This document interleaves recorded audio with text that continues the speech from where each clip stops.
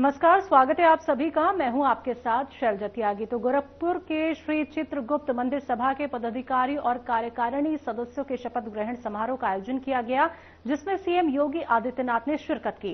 इस मौके पर सीएम योगी आदित्यनाथ ने सभा को संबोधित किया। तो सीएम ने अपने संबोधन में क्या कुछ कहा, आइए आपको सुनवाते हैं। कहते हैं सृष्टि के रचयिता भगवान ब्रह्मा की विशिष्ट काया से कायस्थ जन्म लेता है और वह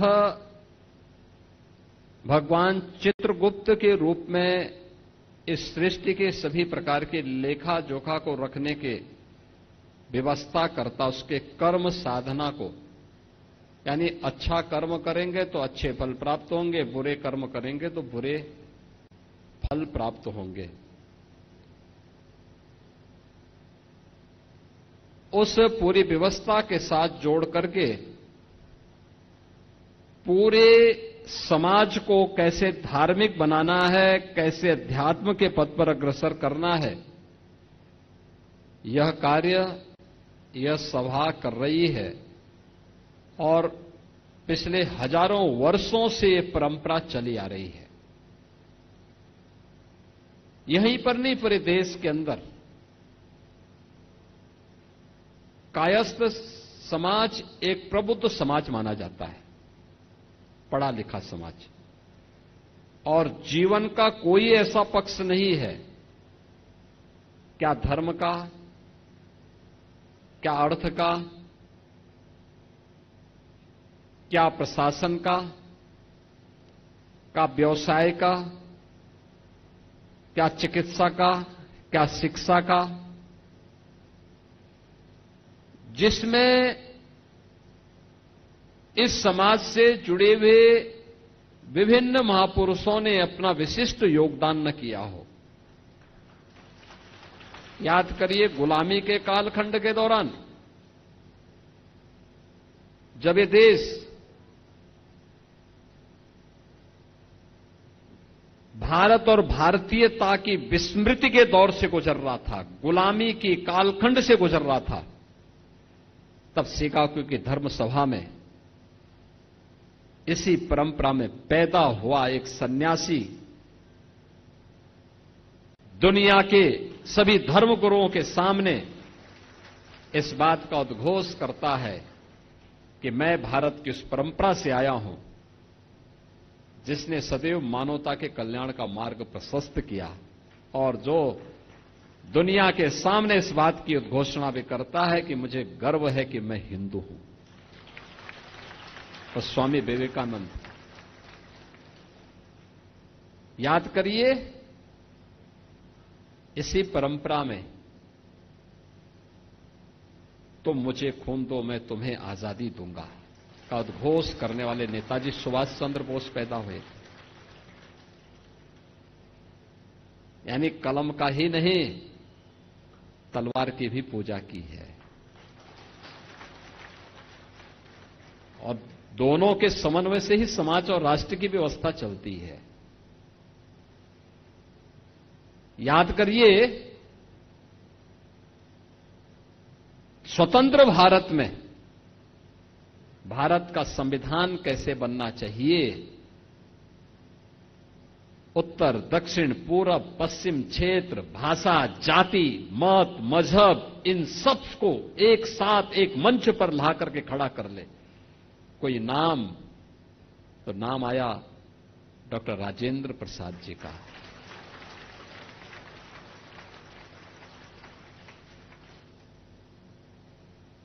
डॉक्टर राजेंद्र प्रसाद जी का। स्वतंत्र भारत में बार बार दुश्मनों के द्वारा किए जा रहे हमलों का जवाब देने के लिए कैसा प्रधानमंत्री चाहिए,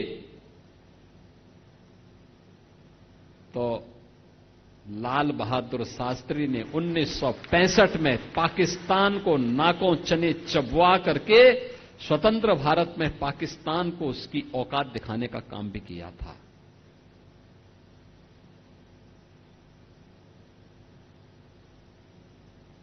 कौन कहता है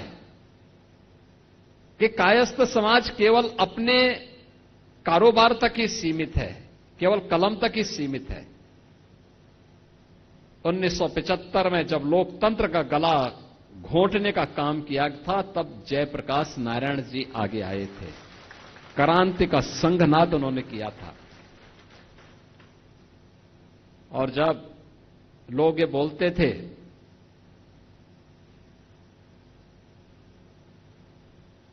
कि अयोध्या में राम मंदिर कभी नहीं बन पाएगा,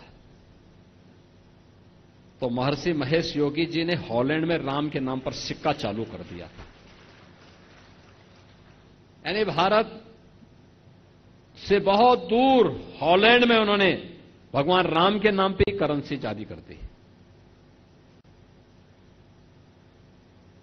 यानी एक ऐसी परंपरा, अगर आप हिंदी साहित्य में जाएंगे, उपन्यास की एक विशिष्ट शैली जो भारत की उस समय की ग्रामीण पृष्ठभूमि को प्रस्तुत करता है। मुंशी प्रेमचंद इसी गोरखपुर की धरती पर उन्होंने अपना उपन्यास यहां रचने का काम किया था।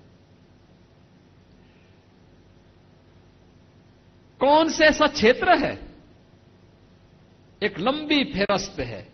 मैं जब अंदर इंटर कर रहा था तो मैं देख रहा था, उन सभी महापुरुषों के चित्र लगे हुए थे। और मैं तो चित्रगुप्त महासभा से कहूंगा, उन सभी महापुरुषों के चित्र चित्रगुप्त मंदिर में लगने चाहिए, लगाए जाने चाहिए। उनके इतिहास के बारे में वर्तमान पीढ़ी को बताया जाना चाहिए। याद रखना, अपने महापुरुषों के गौरव से ही वर्तमान पीढ़ी प्रेरणा लेती है और आगे बढ़ने का रास्ता अपना प्रशस्त करती है।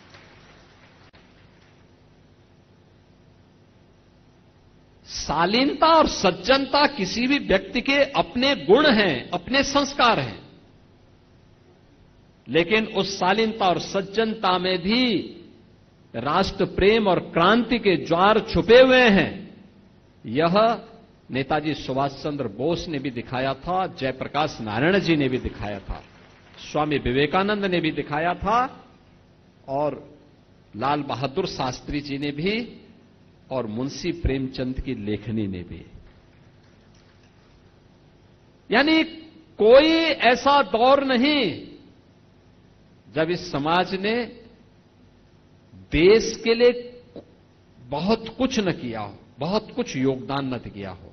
हमेशा, और उसी के प्रति कृतज्ञता ज्ञापित करने के लिए जब उत्तर प्रदेश के अंदर हमें नेशनल लॉ यूनिवर्सिटी की स्थापना करनी थी, तो मेरे सामने प्रस्ताव है। मैंने कहा, डॉक्टर राजेंद्र प्रसाद जी के नाम पर यह बनना चाहिए।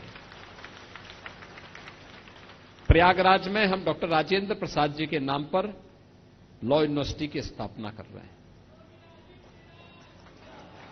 क्योंकि उनकी जो साधना थी वो केवल अपनी जाति के लिए नहीं थी, देश के लिए थी,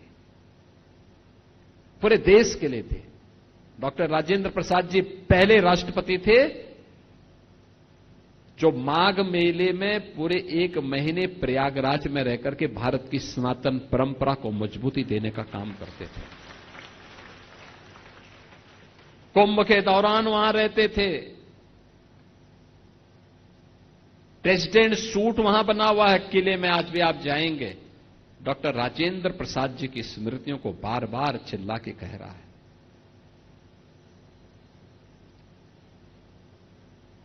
यानी इतनी विशिष्ट व्यवस्था। हम जब प्रयागराज में जाते हैं,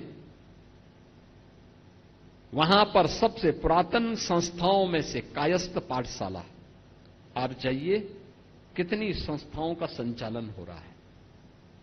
गोरखपुर में आते हैं, महात्मा गांधी कॉलेज की परंपरा आपने देखा होगा। यहां पर Mahatma Gandhi inter college, Mahatma Gandhi degree college, और उसके माध्यम से संचालित प्रेम बाबू और उनके परिवार के लोगों ने किस प्रकार से उस विशिष्ट पहचान को बनाए रख करके क्वालिटी एजुकेशन, जहां भी गए क्वालिटी एजुकेशन। लेकिन ऐसा नहीं कि केवल उसमें कायस्थ के ही बच्चे पढ़े हों, ऐसा नहीं कि केवल वहां पे केवल कायस्थ के ही बच्चे नौकरी करते हों। पूरा समाज कर रहा है, सबके लिए दिया है। हां, विशिष्ट योगदान इस समाज ने किया, इस समाज के महापुरुषों ने योगदान किया। नेताजी सुभाष चंद्र बोस का योगदान पूरे समाज के लिए था। कौन सा ऐसा क्षेत्र है, वह विज्ञान का हो, पर्यटन का हो, चिकित्सा का हो, शिक्षा का हो, विधि का हो, हर क्षेत्र में पहले भी आज भी वह विशिष्ट योगदान उस रूप में चल रहा है। और यह विशिष्ट योगदान इसको अपने कार्यक्रमों का हिस्सा बना करके वर्तमान पीढ़ी को बताए जाने की आवश्यकता है कि नहीं भाई, ऐसा नहीं है, हमने केवल लेखा जोखा नहीं रखा है, बल्कि समाज की आवश्यकता के अनुरूप उस प्रकार की लीडरशिप भी दी है, उस प्रकार का नेतृत्व भी दिया है, और उस प्रकार के नेतृत्व के माध्यम से लोगों को एक नई दिशा भी देने का काम किया है।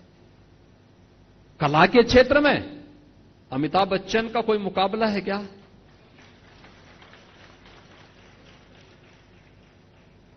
और आज भी आप मिलिए अमिताभ जी से, बहुत ही यानी कितनी सहजता के साथ। आज भी उनके मन में एक पीड़ा होती है, कहते हैं साहब मैं कहीं भी रहा हूं, लेकिन मैं उत्तर प्रदेश और प्रयागराज को या उत्तर प्रदेश को कभी भूल नहीं पाता हूं। कहीं भी जाता हूं लोग मुझे यही कहते हैं, मेरे गाने के अनुसार ही मुझे बोलते हैं कि छोरा गंगा किनारे वाला, यही कहकर के लोग मुझे आज भी स्मरण करते हैं। आप देखो ना, आज भी उनके मन में, यानी जिन्होंने कला जगत में अपनी एक नई पहचान बनाया हो, लेकिन मन में अपनी धरती के प्रति वही आत्मीयता का भाव, वही सहजता, वही सरलता। आपने देखा होगा गोरखपुर में शत्रुघ्न सिन्हा जी कई बार आए थे, कार्यक्रमों का हिस्सा बने थे। वही सहजता, वही सरलता, और इसीलिए समाज की पहचान बनती है ऐसे महापुरुषों से। उन महापुरुषों को सदैव स्मरण करना, उसको आगे बढ़ाना, जीवन के प्रत्येक क्षेत्र में हमारी वर्तमान पीढ़ी का मार्गदर्शन वहां से प्राप्त हो, उनके आदर्शों से प्राप्त हो, उससे हम प्रेरणा लें, उस प्रेरणा को अपने जीवन का हिस्सा बनाएं। क्योंकि ये जितने भी महापुरुषों के नाम हमने बोले हैं, ये सभी महापुरुष वो हैं जिनके बारे में हमारी पीढ़ी ने सुना है, जाना है और उनके कार्यों को नजदीक से देखा है। हमने भगवान चित्रगुप्त को नहीं देखा है, उनके बारे में केवल सुना है, लेकिन हम लोगों ने स्वामी विवेकानंद के कार्यों को पूरा देश आज भी स्मरण करता है, उसको देखता है, महसूस करता है। डॉक्टर राजेंद्र प्रसाद जी के योगदान को नेताजी सुभाष चंद्र बोस जैसा क्रांतिकारी हर भारतीय महसूस करता है। लाल बहादुर शास्त्री जी के योगदान को जय जवान जय किसान का उनका नारा हर व्यक्ति स्मरण करता है। हर व्यक्ति के मन में जब नाम आता है, श्रद्धा से उसका मन झुक जाता है। मुंशी प्रेमचंद जी के बारे में कौन ऐसा साहित्य प्रेमी होगा जो श्रद्धा और सम्मान का भाव न रखता हो। यानी हर एक क्षेत्र में जो कार्य किया वो विशिष्ट था, और विशिष्ट कार्य को लेकर के हम सबको निरंतर अपने स्तर पर प्रयास करना चाहिए, हमारा प्रयास होना चाहिए। और इसीलिए मैं जो नवनिर्वाचित कार्यकारिणी को इस बारे में कहूंगा कि नवनिर्वाचित कार्यकारिणी इस बात को जरूर ध्यान में रखें कि जिन महापुरुषों ने श्री चित्रगुप्त मंदिर को बनाने में योगदान किया, आप उनके फोटो भी लगाइए, लेकिन सभागार में प्रेरणा वह भी होनी चाहिए जो इस समाज से जुड़े हुए वे महानुभाव हैं, उन महापुरुषों के भी जो पूरे समाज को एक नई लीडरशिप दिए हैं। दूसरा, इस प्रकार की सामाजिक संस्थाओं के पदाधिकारी और सामाजिक संस्थाओं की भूमिका होनी चाहिए कि समाज के अच्छे कार्यों को हाईलाइट करना, और अगर कहीं कोई बुराई है उस बुराई को दूर करने के लिए अपने स्तर पर प्रयास करना, उस बुराई को दूर करना। समाज को उससे दूर रखना, आपस में मिलन के कार्यक्रम समय समय पर होते रहने चाहिए। कुछ विशिष्ट लोगों को अपने कार्यक्रम का हिस्सा बनाया जाना चाहिए। देश और दुनिया के अंदर समाज से जुड़े हुए कौन से लोग विशिष्ट योगदान दे रहे हैं, उसका भी लेखा जोखा आपके पास होना चाहिए। अगर ये सब कर लेंगे तो वास्तव में हमारी सामाजिक संस्थाएं अपने कर्तव्यों का निर्वहन करते हुए उन महापुरुषों के आदर्शों को अपने जीवन में अंगीकार कर पाएंगे, जिन महापुरुषों ने अपने योगदान से न केवल समाज को गौरवान्वित किया बल्कि राष्ट्र को। वक्त एक छोटे से ब्रेक का।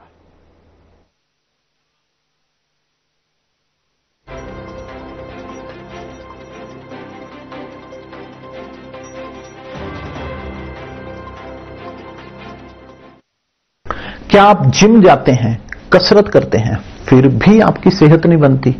काजू बादाम किशमिश मेवे प्रोटीन के डिब्बे खाते हैं फिर भी कुछ असर नहीं होता, तो इसका मतलब है आपका पाचन तंत्र खराब है। और जब तक के पाचन तंत्र दुरुस्त नहीं होगा, आप जितना मर्जी अच्छे से अच्छा खा लो, आपकी सेहत नहीं बन सकती। इसलिए हमारी संस्था सन्यासी आयुर्वेदा ने एक ऐसी दवा का निर्माण किया है जो कि आपके लिवर, आपके पाचन तंत्र को दुरुस्त करने का काम करती है, ताकि आप जो भी खाएं उसका पूरे का पूरा निचोड़ आपके शरीर को लगे, आपकी भूख बढ़े, खाया पिया सही से लगे, नया खून बने, हड्डियों में जान आए, वजन बढ़े और आप मोटे तगड़े खूबसूरत पर्सनैलिटी के मालिक बन जाए। सिर्फ 699 रुपए की पूरे 1 महीने की दवा होती है और आप इसे घर बैठे 01145454545 पर फोन करके दवा मंगवा सकते हैं।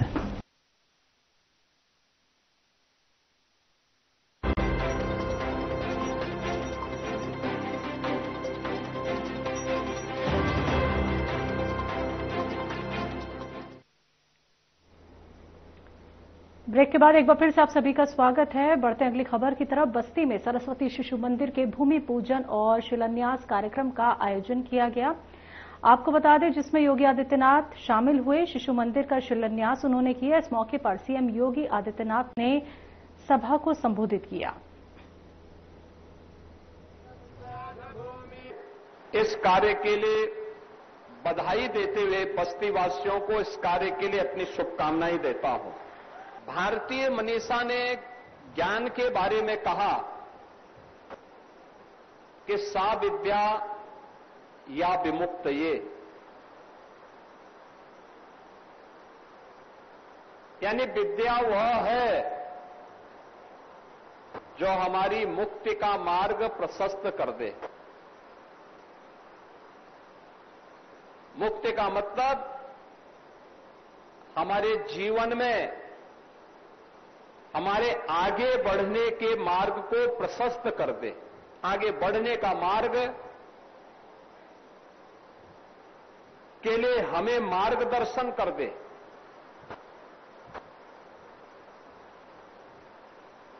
यह देश 1947 में स्वतंत्र होता है,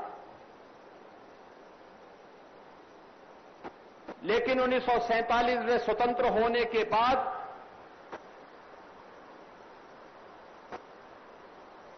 जिन कारणों से यह देश स्वतंत्र हुआ था, उन कारकों का समाधान करने, फिर से देश गुलाम न होने पाए, इसके लिए स्वतंत्र भारत ने तत्काल कोई भी उपचारात्मक उपाय नहीं किए।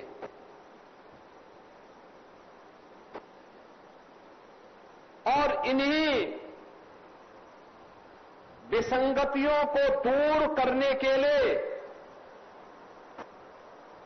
तत्कालीन राष्ट्रीय स्वयंसेवक संघ के प्रचारक के रूप में सरदेव नानाजी देशमुख के नेतृत्व में इसी गोरक्ष प्रांत के गोरखपुर में सरस्वती शिशु मंदिर की पहली शाखा स्थापित की गई थी। आप याद करिए ये गोरक्ष प्रांत इस दृष्टि से सौभाग्यशाली है कि उसे विद्या भारती अखिल भारतीय शिक्षण संस्थान के मातृभूमि होने का सौभाग्य प्राप्त है, क्योंकि आज देश के अंदर विद्या भारती के अंतर्गत संचालित हजारों शिक्षण प्रशिक्षण संस्थाएं राष्ट्र निर्माण के जिस अभियान के साथ जुड़ी हुई हैं, उसके ताकत को देश भी और दुनिया भी समझती है। और इसलिए आज का ये कार्यक्रम अत्यंत महत्वपूर्ण है कि बस्ती के अंदर भी एक नया शानदार कैंपस सरस्वती शिशु मंदिर का फिर से तैयार होने वाला है, और जिसके भूमि पूजन कार्यक्रम के साथ आज हम सब यहां पर जुड़ रहे हैं।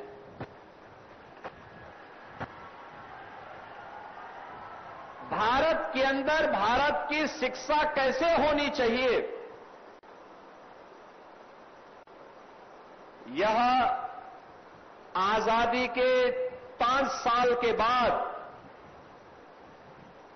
जब तत्कालीन सरकारें इस दिशा में प्रयास नहीं कर पाई, तो इस प्रयास को आगे बढ़ाया था सर्वदेव नानाजी ने, और वह भी गोरखपुर से। उसके पीछे का ध्येय यही था कि भारत और भारतीयता से ओतप्रोत भारत की परंपरा, भारत की संस्कृति, भारत के प्रति मातृभाव से ओतप्रोत ऐसे शिक्षण संस्थान की स्थापना आवश्यक है जो भारत को भारत के अनुरूप फिर से विश्व गुरु के रूप में स्थापित करने में अपना योगदान दे सकें। और इसके लिए इसकी शुरुआत होती है हमारे शिक्षण संस्थानों में ही, शिक्षा के मंदिरों में ही। शिक्षण संस्थान केवल अक्षर ज्ञान के माध्यम नहीं है, वह एक बालक के सर्वांगीण विकास की आधारशिला है। और अगर शिक्षा संस्कार युक्त नहीं है। बुलेटिन में मेरे साथ इतना ही, पर अब वक्त हो चला है डॉक्टर राकेश गुप्ता के साथ हमारे खास कार्यक्रम प्लस माइनस का। नमस्कार दोस्तों, कांग्रेस और राष्ट्रीय जनता दल की